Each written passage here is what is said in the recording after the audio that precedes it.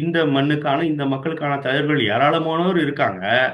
அவர்களில் ஒரு சிலர் தங்களுக்கு பாதுகாப்பு வேண்டி அந்த கோரிக்கை வைத்து அவர்களுக்கான பாதுகாப்பு கூட சரிவர செய்து தரப்படவில்லை என்ற குற்றச்சாட்டுகளும் எந்த விமர்சனங்களும் கூட இருக்குது, உங்களுக்கே தெரியும்.